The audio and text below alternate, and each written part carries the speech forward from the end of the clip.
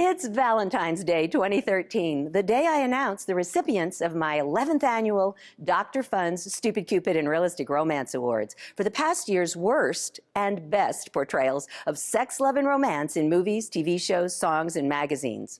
Stay tuned for a quick preview in just a minute. Hello, everybody. I'm Dr. Mary Lou Galician, also known as the original Dr. Fun. I'm a media literacy advocate and author and the creator of Realistic Romance, the thinking person's relationship remedy. My mission? To bust media myths and stereotypes of sex, love, and romance that might seem appealing, but can actually ruin your chances for great real-life relationships. As a professor at Arizona State University's Walter Cronkite School of Journalism and Mass Communication here in Phoenix, I've taught thousands of students how to use the media instead of having the media use them, and how to get what I call real about romance, as I have for countless men and women around the world through my media literacy presentations, my books, and my website. And today, I want to empower you. You see, I created Realistic Romance because I want you to know what I've learned from my scholarly research and my own life experience. Believe me, you can enjoy a happily ever after that's far more thrilling, fulfilling, and fabulous than seemingly exciting media fantasies that are really pretty foolish and even dangerous, as you can see when you analyze them using the core skill of media literacy, and that is critical thinking. Now remember, I am Dr. Fun, so don't worry, media literacy is not about bashing or censoring or avoiding the media. It's okay to enjoy these portrayals, well, some of them, but just make sure you're aware of the kinds of ideas and models they promote, because we do adopt many of them, whether we realize it or not. That's why the purpose of my annual awards is to focus attention on media myths and stereotypes that can really hurt you, and also on those rare media examples with smarter relational strategies for thinking persons like you. Here's how it works. I award my Stupid Cupids to portrayals that promote unhealthy and harmful myths and stereotypes, and I confer my Realistic Romance Awards on those rare portrayals that offer good models for successful relationships. There's a separate Stupid Cupid Award for each of the 12 myths and stereotypes of my Dr. Fun's Mass Media Love Quiz, and the portrayal with the most myths and stereotypes gets my overall Stupidest Cupid Award. You know, if you haven't taken my quiz, you might want to do that now so you'll better understand the awards. It's free at realisticromance.com. And as you'll see on my website, for each of those 12 myths and stereotypes of my quiz, there's a corresponding Dr. Galician's prescription, kind of an antidote to each of those myths. In other words, each prescription is a healthy and useful relational strategy or a great role model of sex, love, and romance. And there's an award for each one. The portrayal with the most Dr. Galician's prescriptions gets my overall Realistic Romance Grand Prize. And of course, like all media storytelling, even these healthier portrayals usually present some myths and stereotypes, and Stupid Cupids sometimes demonstrate a prescription. But in making the awards, I look at the dominant message. A complete listing of all 26 of this Valentine's Day's annual awards, with citations that explain the reason each recipient got its award, is on my website. But I want to tell you about the two overall winners, two very different films, but that each focus on a happy marriage that's undergoing a major change that invites our critical thinking about what a committed relationship means, and what it offers, and what it takes. First, the Stupidest Cupid Award. It's The Vow, starring gorgeous Rachel McAdams as Paige and gorgeous hunky Channing Tatum as Leo. They're an artsy couple who fell in love at first sight, that's my myth number 2, and got married at the Chicago Art Institute. Well, tragedy strikes when a wintry auto accident leaves Paige with amnesia that erases every memory of the last 5 years of her life, including her husband. The amnesia has also turned Paige back into her former self, a preppy law student who's once again attracted to her before Leo boyfriend. In fact, Leo now seems like a stranger to her. She rejects his pretty clumsy advances. They almost seem like sexual harassment. And even Leo's rather vigorous tickling that she used to enjoy, really, she liked being tickled? Who likes being tickled? Anyway, it now annoys the heck out of her, so we're given very little sense of any believable physical or mental connection between these two, beyond the brief montages before the accident, which resemble pseudo-hip restaurant commercials, not real life. And we're given no sense of the long and difficult real rehab that would be necessary, or how these two would handle it, which would have genuinely spoken to some of my prescriptions about honoring marriage vows and commitments that go beyond pure sex. Indeed, and instead, in addition to myth number 2, we get myth number 5. A leading lady must look like a model, even as she emerges from a coma with brain trauma after crashing through a car's windshield face first. Incidentally, this film got a ton of nominations for the multiple myths it perpetuates, but it also got a lot of nominations from people who thought it illustrated healthy prescriptions. Yes, Leo is faithful, and that is indeed wonderfully commendable. But is he there for Paige or for himself? Well, after trying everything he can think of to change Paige back to the woman he married, Leo finally gives up and agrees to a divorce, which might seem like my prescription number 7, and that is, cease correcting and controlling. You can't change others, only yourself.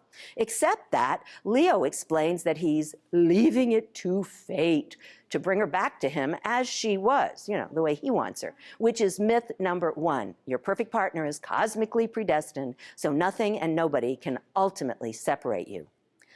In this movie, that means not even the cardboard caricatures who are her snooty parents, or her equally snooty old boyfriend, or her uncured amnesia can keep her from ending up with Leo, who, by the way, instantly drops the nice new woman he's been dating, and I mean instantly, without even an "excuse me," the very minute Paige wanders back into his neighborhood and back into his life on a permanent basis, which, of course, introduces the final myth. Myth number 10, the right mate completes you, filling your needs and making your dreams come true. Cue the sappy music and cue the montages that substitute for intelligent dialogue and motivated development in this film that I wish I had no memory of. By the way, this film touts that it's, quote, inspired by a real-life couple. I guess that means the writers changed more than they would for a film based on a real-life couple. This film, a ripoff of Nicholas Sparks' The Notebook, incidentally an earlier Rachel McAdams vehicle, is not at all inspired. Its sentimental formula is apparent from the get-go and from the movie's posters, and ironically, it doesn't feel real at all. A vague connection to real people doesn't make a media dramatization real, or make it qualify for realistic romance awards, which are not based on dramatic realism or naturalism.